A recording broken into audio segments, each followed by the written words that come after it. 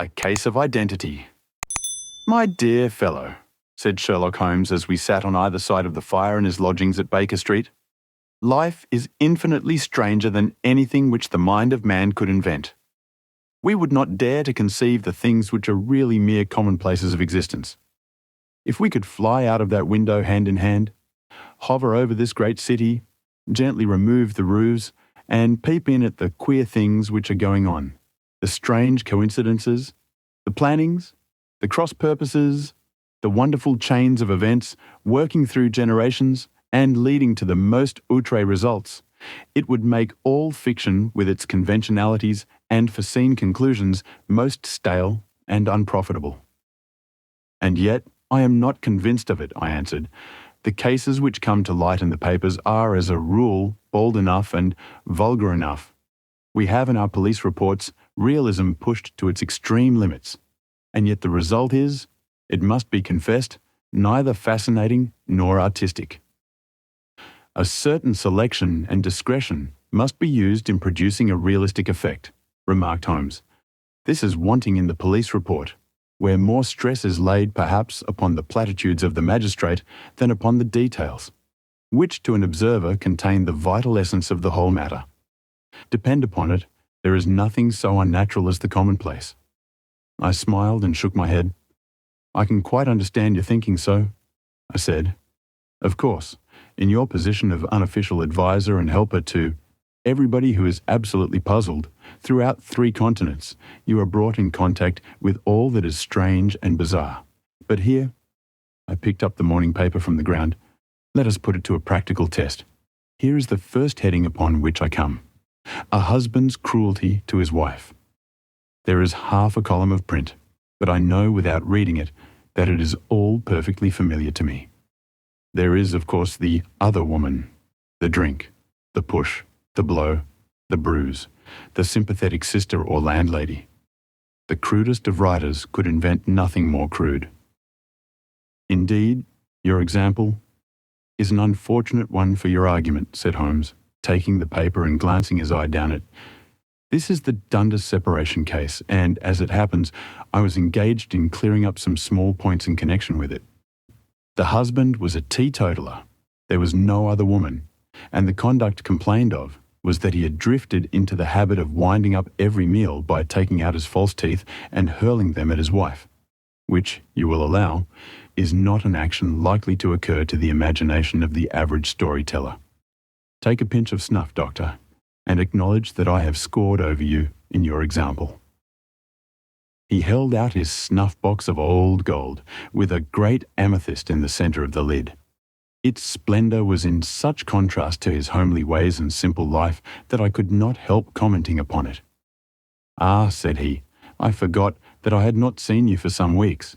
It is a little souvenir from the King of Bohemia in return for my assistance in the case of the Irene Adler papers." "And the ring?" I asked, glancing at a remarkable brilliant which sparkled upon his finger. "It was from the reigning family of Holland, though the matter in which I served them was of such delicacy that I cannot confide it even to you, who have been good enough to chronicle 1 or 2 of my little problems." "And have you any on hand just now?" I asked with interest. "Some 10 or 12, but none which present any feature of interest. They are important, you understand, without being interesting. Indeed, I have found that it is usually in unimportant matters that there is a field for the observation, and for the quick analysis of cause and effect which gives the charm to an investigation. The larger crimes are apt to be the simpler, for the bigger the crime, the more obvious, as a rule, is the motive. In these cases, save for one rather intricate matter which has been referred to me from Marseille, there is nothing which presents any features of interest. It is possible, however, that I may have something better before very many minutes are over, for this is one of my clients, or I am much mistaken." He had risen from his chair and was standing between the parted blinds, gazing down into the dull, neutral-tinted London street. Looking over his shoulder, I saw that on the pavement opposite there stood a large woman with a heavy fur boa round her neck and a large curling red feather in a broad-brimmed hat, which was tilted in a coquettish Duchess of Devonshire fashion over her ear. From under this great panoply, she peeped up in a nervous, hesitating fashion at our windows, while her body oscillated backward and forward and her fingers fidgeted with her glove buttons. Suddenly, with a plunge, as of the swimmer who leaves the bank, she hurried across the road, and we heard the sharp clang of the bell. "I have seen those symptoms before," said Holmes, throwing his cigarette into the fire. "Oscillation upon the pavement always means an affaire de coeur. She would like advice, but is not sure that the matter is not too delicate for communication. And yet even here we may discriminate. When a woman has been seriously wronged by a man, she no longer oscillates, and the usual symptom is a broken bell wire. Here we may take it that there is a love matter, but that the maiden is not so much angry as perplexed or grieved. But here she comes in person to resolve our doubts." As he spoke, there was a tap at the door, and the boy in buttons entered to announce Miss Mary Sutherland, while the lady herself loomed behind a small black figure like a full-sailed merchantman behind a tiny pilot boat. Sherlock Holmes welcomed her with the easy courtesy for which he was remarkable, and, having closed the door and bowed her into an armchair, he looked her over in the minute and yet abstracted fashion which was peculiar to him. "Do you not find," he said, "that with your short sight it is a little trying to do so much typewriting?" "I did at first," she answered, "but now I know where the letters are without looking." Then, suddenly realizing the full purport of his words, she gave a violent start and looked up, with fear and astonishment upon her broad, good-humoured face. "You've heard about me, Mr. Holmes," she cried. "Else how could you know all that?" "Never mind," said Holmes, laughing. "It is my business to know things. Perhaps I've trained myself to see what others overlook. If not, why should you come to consult me?" "I came to you, sir, because I heard of you from Mrs. Etheridge, whose husband you found so easy when the police and everyone had given him up for dead. Oh, Mr. Holmes, I wish you would do as much for me. I'm not rich, but still I have 100 a year in my own right, besides the little that I make by the machine, and I would give it all to know what has become of Mr. Hosmer Angel." "Why did you come away to consult me in such a hurry?" asked Sherlock Holmes, with his fingertips together and his eyes to the ceiling. Again, a startled look came over the somewhat vacuous face of Miss Mary Sutherland. "Yes, I did bang out of the house," she said, "for it made me angry to see the easy way in which Mr. Windibank, that is, my father, took it all. He would not go to the police, and he would not go to you. And so at last, as he would do nothing and kept on saying that there was no harm done, it made me mad, and I just on with my things and came right away to you." "Your father," said Holmes. "Your stepfather, surely, since the name is different." "Yes, my stepfather. I call him father, though it sounds funny too, for he is only 5 years and 2 months older than myself." "And your mother is alive?" "Oh yes, mother is alive and well. I wasn't best pleased, Mr. Holmes, when she married again so soon after father's death, and a man who was nearly 15 years younger than herself. Father was a plumber in the Tottenham Court Road, and he left a tidy business behind him, which mother carried on with Mr. Hardy, the foreman.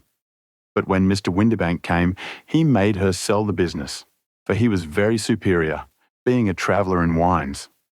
They got £4,700 for the goodwill and interest, which wasn't near as much as father could have got if he had been alive." I had expected to see Sherlock Holmes impatient under this rambling and inconsequential narrative. But, on the contrary, he had listened with the greatest concentration of attention. "Your own little income," he asked. "Does it come out of the business?" "Oh, no, sir. It is quite separate and was left me by my Uncle Ned in Auckland. It is in New Zealand stock, paying 4.5%. £2,500 was the amount, but I can only touch the interest." "You interest me extremely," said Holmes. "And since you draw so large a sum as 100 a year, with what you earn into the bargain, you no doubt travel a little and indulge yourself in every way. I believe that a single lady can get on very nicely upon an income of about £60. I could do with much less than that, Mr. Holmes, but you understand that, as long as I live at home, I don't wish to be a burden to them, and so They have the use of the money, just while I'm staying with them. Of course, that is only just for the time. Mr. Windybank draws my interest every quarter and pays it over to Mother, and I find that I can do pretty well with what I earn at typewriting. It brings me 2p a sheet, and I can often do from 15 to 20 sheets in a day. You have made your position very clear to me, said Holmes. This is my friend, Dr. Watson, before whom you can speak as freely as before myself. Kindly tell us now all about your connection with Mr. Hosmer Angel. A flush stole over Miss Sutherland's face, and she picked nervously at the fringe of her jacket. I met him first at the gasfitters' ball, she said. They used to send Father tickets when he was alive, and then afterwards they remembered us and sent them to Mother. Mr. Windybank did not wish us to go. He never did wish us to go anywhere. He would get quite mad if I wanted so much as to join a Sunday school treat. But this time I was set on going, and I would go. For what right had he to prevent? He said the folk were not fit for us to know, when all Father's friends were to be there. And he said that I had nothing fit to wear, when I had my purple plush that I had never so much as taken out of the drawer. At last, when nothing else would do, he went off to France upon the business of the firm. But we went, Mother and I, with Mr. Hardy, who used to be our foreman, and it was there I met Mr. Hosmer Angel. I suppose, said Holmes, that when Mr. Windybank came back from France, he was very annoyed at your having gone to the ball.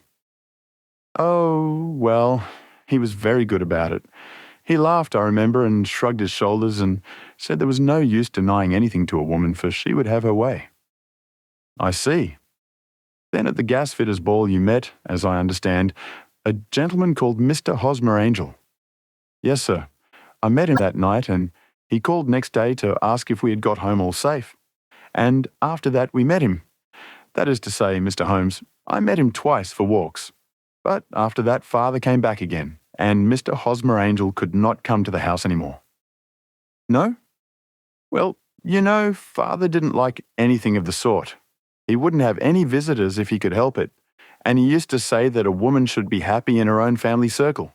But then, as I used to say to Mother, a woman wants her own circle to begin with, and I had not got mine yet. But how about Mr. Hosmer Angel? Did he make no attempt to see you? Well, Father was going off to France again in a week, and Hosmer wrote and said that it would be safer and better not to see each other until he had gone. We could write in the meantime, and he used to write every day. I took the letters in the morning, so there was no need for Father to know. Were you engaged to the gentleman at this time? Oh, yes, Mr. Holmes. We were engaged after the first walk that we took. Hosmer, Mr. Angel, was a cashier in an office in Leadenhall Street, and— What office? That's the worst of it, Mr. Holmes, I don't know. Where did he live then? He slept on the premises. And you don't know his address? No, except that it was Leadenhall Street. Where did you address your letters then? To the Leadenhall Street post office, to be left till called for. He said that if they were sent to the office, he would be chaffed by all the other clerks about having letters from a lady. So I offered to typewrite them, like he did his. But he wouldn't have that, for he said that when I wrote them, they seemed to come from me. But when they were typewritten, he always felt that the machine had come between us. That will just show you how fond he was of me, Mr. Holmes, and the little things that he would think of. It was most suggestive, said Holmes. It has long been an axiom of mine that the little things are infinitely the most important. Can you remember any other little things about Mr. Hosmer Angel? He was a very shy man, Mr. Holmes. He would rather walk with me in the evening than in the daylight, for he said that he hated to be conspicuous. Very retiring and gentlemanly he was. Even his voice was gentle. He'd had the quinsy and swollen glands when he was young, he told me, and it had left him with a weak throat and a hesitating, whispering fashion of speech. He was always well dressed, very neat and plain, but his eyes were weak, just as mine are, and he wore tinted glasses against the glare. Well, and what happened when Mr. Windybank, your stepfather, returned to France? Mr. Hosmer Angel came to the house again and proposed that we should marry before father came back. He was in dreadful earnest and made me swear with my hands on the testament that whatever happened, I would always be true to him. Mother said he was quite right to make me swear, and that it was a sign of his passion. Mother was all in his favour from the first, and was even fonder of him than I was. Then, when they talked of marrying within the week, I began to ask about father, but they both said never to mind about father, but just to tell him afterwards, and Mother said she would make it all right with him. I didn't quite like that, Mr. Holmes. It seemed funny that I should ask his leave, as he was only a few years older than me, but I didn't want to do anything on the sly. So I wrote to father at Bordeaux, where the company has its French offices, but the letter came back to me on the very morning of the wedding. It missed him then? Yes, sir, for he had started to England just before it arrived. Ha ha, that was unfortunate. Your wedding was arranged then for the Friday. Was it to be in church? Yes, sir, but very quietly. It was to be at St. Saviour's near King's Cross, and we were to have breakfast afterwards at the St. Pancras Hotel. Hosmer came for us in a hansom, but as there were two of us, he put us both into it and stepped himself into a four-wheeler, which happened to be the only other cab in the street. We got to the church first, and when the four-wheeler drove up, we waited for him to step out, but he never did. And when the cabman got down from the box and looked, there was no one there. The cabman said that he could not imagine what had become of him, for he had seen him get in with his own eyes. That was last Friday, Mr. Holmes, and I have never seen or heard anything since then to throw any light upon what became of him. It seems to me that you have been very shamefully treated, said Holmes. Oh, no, sir. He was too good and kind to leave me so.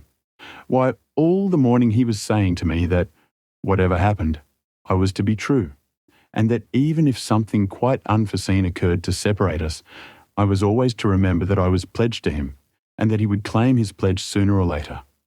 It seemed strange talk for a wedding morning, but what has happened since gives a meaning to it. Most certainly it does. Your own opinion is, then, that some unforeseen catastrophe has occurred to him. Yes, sir. I believe that he foresaw some danger, or else he would not have talked so, and then I think that what he foresaw happened. But you have no notion as to what it could have been? None. One more question. How did your mother take the matter? She was angry and said that I was never to speak of the matter again. And your father? Did you tell him? Yes, and he seemed to think with me that something had happened and that I should hear of Hosmer again. As he said, what interest could anyone have in bringing me to the doors of the church and then leaving me? Now, if he had borrowed my money, or if he had married me and got my money settled on him, there might be some reason, but Hosmer was very independent about money and never would look at a shilling of mine. And yet, what could have happened? And why could he not write? Oh, it drives me half mad to think of it, and I can't sleep a wink at night. She pulled a little handkerchief out of her muff and began to sob heavily into it. I shall glance into the case for you, said Holmes, rising, and I have no doubt that we shall reach some definite result. Let the weight of the matter rest upon me now, and do not let your mind dwell upon it further. Above all, try to let Mr. Hosmer Angel vanish from your memory, as he has done from your life. Then you don't think I'll see him again? I fear not. Then what has happened to him? You will leave that question in my hands. I should like an accurate description of him and any letters of his which you can spare. I advertised for him in last Saturday's Chronicle, said she. Here is the slip, and here are 4 letters from him. Thank you. And your address? No, 31 Lion Place, Camberwell. Mr. Angel's address you never had, I understand. Where is your father's place of business? He travels for Westhouse Marbank, the great claret importers of Fenchurch Street. Thank you. You have made your statement very clearly. You will leave the papers here, and remember the advice which I've given you. Let the whole incident be a sealed book, and do not allow it to affect your life. You are very kind, Mr. Holmes. But I cannot do that. I shall be true to Hosmer. He shall find me ready when he comes back. For all the preposterous hat and the vacuous face, there was something noble in the simple faith of our visitor which compelled our respect. She laid her little bundle of papers upon the table and went away with a promise to come again whenever she might be summoned. Sherlock Holmes sat silent for a few minutes with his fingertips still pressed together, his legs stretched out in front of him, and his gaze directed upward to the ceiling. Then he took down from the rack the old and oily clay pipe, which was to him as a counsellor, and, having lit it, he leaned back in his chair with the thick blue cloud wreath spinning up from him and a look of infinite languor in his face. "Quite an interesting study, that maiden," he observed. "I found her more interesting than her little problem, which, by the way, is rather a trite one. You will find parallel cases if you consult my index in Andover in 77, and there was something of the sort at The Hague last year. Old as is the idea, however, there were one or two details which were new to me. But the maiden herself was most instructive. You appeared to read a good deal upon her which was quite invisible to me," I remarked. "Not invisible, but unnoticed, Watson. You did not know where to look, and so you missed all that was important. I can never bring you to realize the importance of sleeves, the suggestiveness of thumbnails, or the great issues that may hang from a bootlace. Now, what did you gather from that woman's appearance? Describe it." "Well, she had a slate-coloured, broad-brimmed straw hat, with a feather of a brickish red. Her jacket was black, with black beads sewn upon it, and a fringe of little black jet ornaments. Her dress was brown, rather darker than coffee colour, with a little purple plush at the neck and sleeves. Her gloves were greyish and were worn through at the right forefinger. Her boots I didn't observe. She had small, round, hanging gold earrings, and a general air of being fairly well-to-do in a vulgar, comfortable, easy-going way." Sherlock Holmes clapped his hands softly together and chuckled. "'Pon my word, Watson, you are coming along wonderfully. You have really done very well indeed. It is true that you have missed everything of importance, but you have hit upon the method, and you have a quick eye for colour. Never trust to general impressions, my boy, but concentrate yourself upon details. My first glance is always at a woman's sleeve. In a man, it is perhaps better first to take the knee of the trouser. As you observe, this woman had plush upon her sleeves, which is a most useful material for showing traces. The double line a little above the wrist, where the typewriter presses against the table, was beautifully defined. The sewing machine, of the hand type, leaves a similar mark, but only on the left arm and on the side of it farthest from the thumb, instead of being right across the broadest part, as this was. I then glanced at her face, and, observing the dint of a pince-nez at either side of her nose, I ventured a remark upon short sight and typewriting, which seemed to surprise her. It surprised me. But surely it was obvious. I was then much surprised and interested on glancing down to observe that, though the boots which she was wearing were not unlike each other, they were really odd ones, the one having a slightly decorated toe cap, and the other a plain one. One was buttoned only in the 2 lower buttons out of 5, and the other at the 1st, 3rd, and 5th. Now, when you see that a young lady, otherwise neatly dressed, has come away from home with odd boots, half-buttoned, it is no great deduction to say that she came away in a hurry." "And what else?" I asked, keenly interested, as I always was by my friend's incisive reasoning. "I noted, in passing, that she had written a note before leaving home, but after being fully dressed.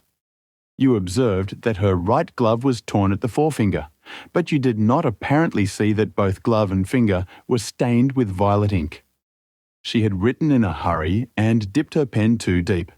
It must have been this morning, or the mark would not remain clear upon the finger. All this is amusing, though rather elementary. But I must go back to business, Watson. Would you mind reading me the advertised description of Mr. Hosmer Angel?" I held the little printed slip to the light. "Missing," it said, "on the morning of the 14th, a gentleman named Hosmer Angel, about 5'7" in height, strongly built, sallow complexion, black hair, a little bald in the centre, bushy black side whiskers and moustache. Tinted glasses, slight infirmity of speech. Was dressed, when last seen, in black frock coat faced with silk, black waistcoat, gold Albert chain, and grey Harris tweed trousers, with brown gaiters over elastic-sided boots. Known to have been employed in an office in Leadenhall Street. Anybody bringing... That will do, said Holmes. As to the letters, he continued, glancing over them, they are very commonplace. Absolutely no clue in them to Mr. Angel, save that he quotes Balzac once. There is one remarkable point, however, which will no doubt strike you. They are typewritten, I remarked. Not only that, but the signature is typewritten. Look at the neat little Hosmer Angel at the bottom. There is a date, you see, but no superscription except Leadenhall Street, which is rather vague. The point about the signature is very suggestive. In fact, we may call it conclusive. Of what? My dear fellow, is it possible you do not see how strongly it bears upon the case? I cannot say that I do, unless it were that he wished to be able to deny his signature if an action for breach of promise were instituted. No, that was not the point. However, I shall write 2 letters, which should settle the matter. One is to a firm in the city, the other is to the young lady's stepfather, Mr. Windibank, asking him whether he could meet us here at 6 o'clock tomorrow evening. It is just as well that we should do business with the male relatives. And now, Doctor, we can do nothing until the answers to those letters come, so we may put our little problem upon the shelf for the interim. I had had so many reasons to believe in my friend's subtle powers of reasoning and extraordinary energy in action that I felt that he must have some solid grounds for the assured and easy demeanour with which he treated the singular mystery which he had been called upon to fathom. Once only had I known him to fail, in the case of the King of Bohemia and of the Irene Adler photograph. But when I looked back to the weird business of the sign of 4 and the extraordinary circumstances connected with the study in scarlet, I felt that it would be a strange tangle indeed which he could not unravel. I left him then, still puffing at his black clay pipe, with the conviction that when I came again on the next evening, I would find that he held in his hands all the clues which would lead up to the identity of the disappearing bridegroom of Miss Mary Sutherland. A professional case of great gravity was engaging my own attention at the time, and the whole of next day I was busy at the bedside of the sufferer. It was not until close upon 6 o'clock that I found myself free and was able to spring into a hansom and drive to Baker Street, half afraid that I might be too late to assist at the denouement of the little mystery. I found Sherlock Holmes alone, however, half asleep, with his long, thin form curled up in the recesses of his armchair. A formidable array of bottles and test tubes, with the pungent, cleanly smell of hydrochloric acid, told me that he had spent his day in the chemical work which was so dear to him. "Well, have you solved it?" I asked as I entered. "Yes, it was the bisulfate of baryta." No, the mystery," I cried. "Oh, that. I thought of the salt that I've been working upon. There was never any mystery in the matter, though, as I said yesterday, some of the details are of interest. The only drawback is that there is no law, I fear, that can touch the scoundrel." Who was he then, and what was his object in deserting Miss Sutherland? The question was hardly out of my mouth, and Holmes had not yet opened his lips to reply, when we heard a heavy footfall in the passage and a tap at the door. "This is the girl's stepfather, Mr. James Windibank," said Holmes. "He has written to me to say that he would be here at 6. Come in."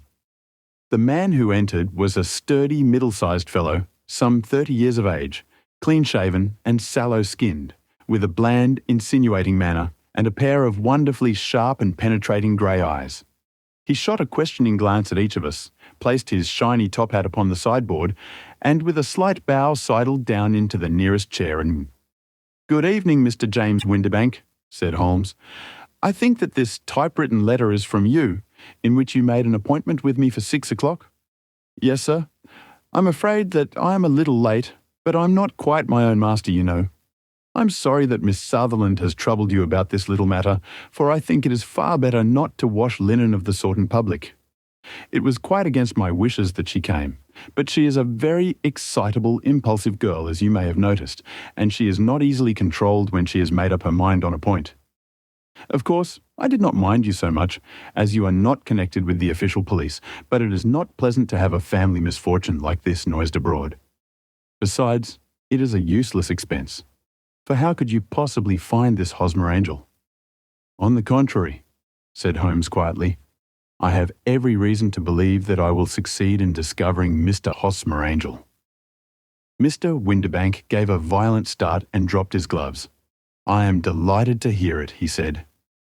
It is a curious thing, remarked Holmes, that a typewriter has really quite as much individuality as a man's handwriting.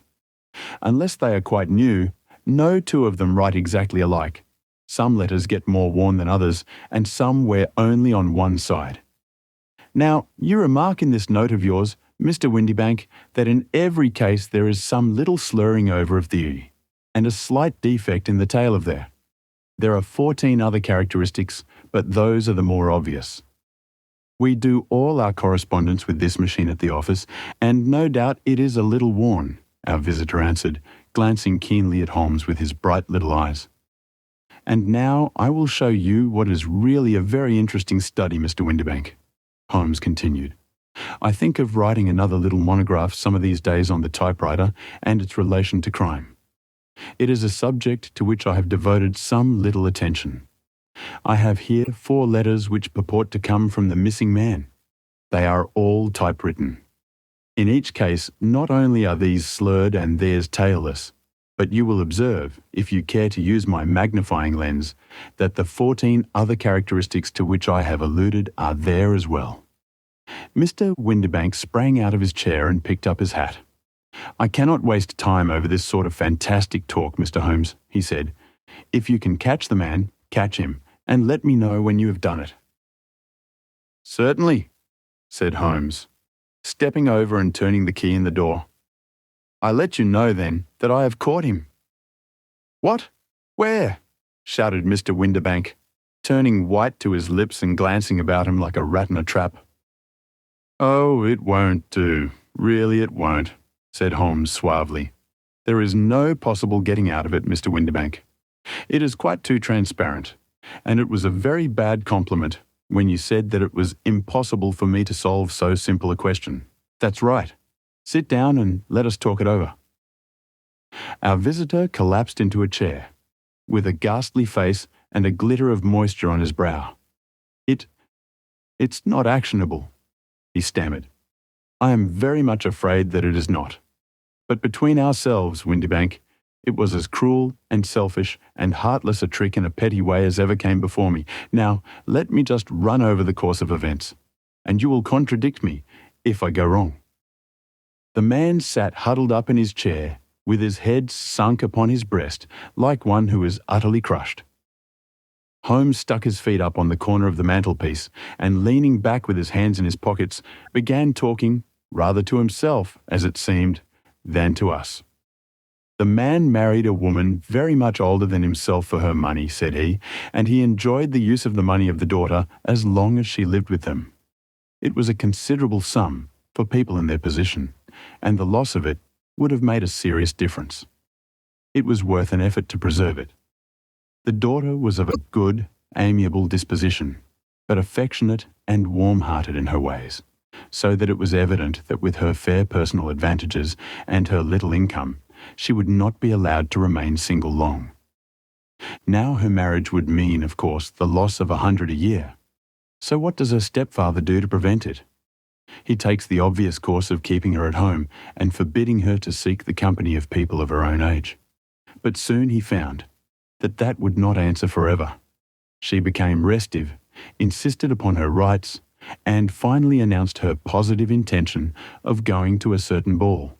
What does her clever stepfather do then? He conceives an idea more creditable to his head than to his heart. With the connivance and assistance of his wife, he disguised himself, covered those keen eyes with tinted glasses, masked the face with a moustache and a pair of bushy whiskers, sunk that clear voice into an insinuating whisper, and doubly secure on account of the girl's short sight, he appears as Mr. Hosmer Angel and keeps off other lovers by making love himself. It was only a joke at first, groaned our visitor. We never thought that she would have been so carried away. Very likely not.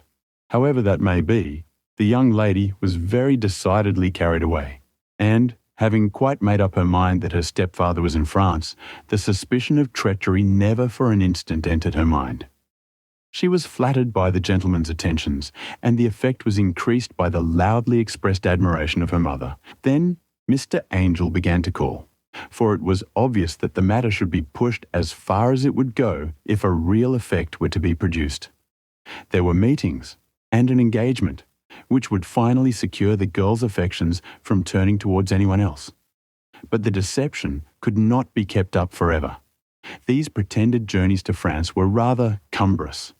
The thing to do was clearly to bring the business to an end in such a dramatic manner that it would leave a permanent impression upon the young lady's mind, and prevent her from looking upon any other suitor for some time to come. Hence those vows of fidelity exacted upon a testament, and hence also the allusions to a possibility of something happening on the very morning of the wedding. James Windibank wished Miss Sutherland to be so bound to Hosmer Angel, and so uncertain as to his fate, that for 10 years to come at any rate, she would not listen to another man. As far as the church door he brought her, and then, as he could go no farther, he conveniently vanished away by the old trick of stepping in at one door of a four-wheeler and out at the other. I think that was the chain of events, Mr. Windibank. Our visitor had recovered something of his assurance while Holmes had been talking, and he rose from his chair now with a cold sneer upon his pale face. "It may be so or it may not, Mr. Holmes," said he, "but if you are so very sharp, you ought to be sharp enough to know that it is you who are breaking the law now, and not me. I have done nothing actionable from the first, but as long as you keep that door locked, you lay yourself open to an action for assault and illegal constraint. The law cannot, as you say, touch you," said Holmes, unlocking and throwing open the door. "Yet there never was a man who deserved punishment more.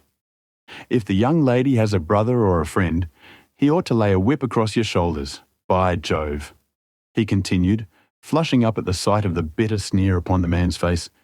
"It is not part of my duties to my client, but here's a hunting crop handy, and I think I shall just treat myself to—" He took 2 swift steps to the whip, but before he could grasp it, there was a wild clatter of steps upon the stairs, the heavy hall door banged, and from the window we could see Mr. James Windibank running at the top of his speed down the road.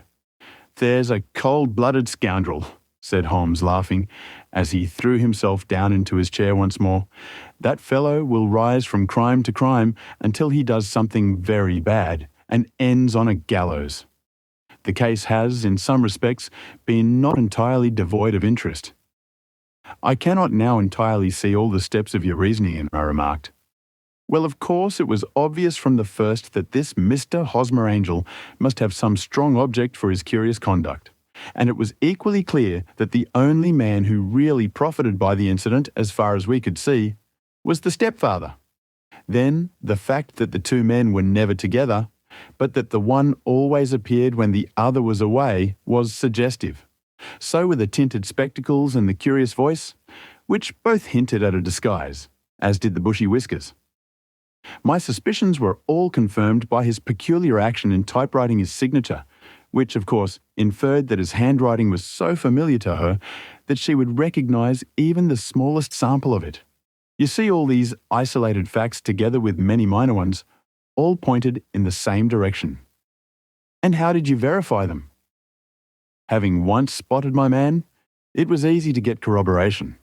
I knew the firm for which this man worked. Having taken the printed description, I eliminated everything from it which could be the result of a disguise. The whiskers, the glasses, the voice, and I sent it to the firm, with a request that they would inform me whether it answered to the description of any of their travellers. I had already noticed the peculiarities of the typewriter, and I wrote to the man himself at his business address asking him if he would come here. As I expected, his reply was typewritten and revealed the same trivial but characteristic defects. The same post brought me a letter from Westhouse Marbank of Fenchurch Street to say that the description tallied in every respect with that of their employee, James Windybank. Voila tout. And Miss Sutherland. If I tell her she will not believe me, you may remember the old Persian saying, "There is danger for him who taketh the tiger cub, and danger also for whoso snatches a delusion from a woman." There is as much sense in Hafiz as in Horace, and as much knowledge of the world.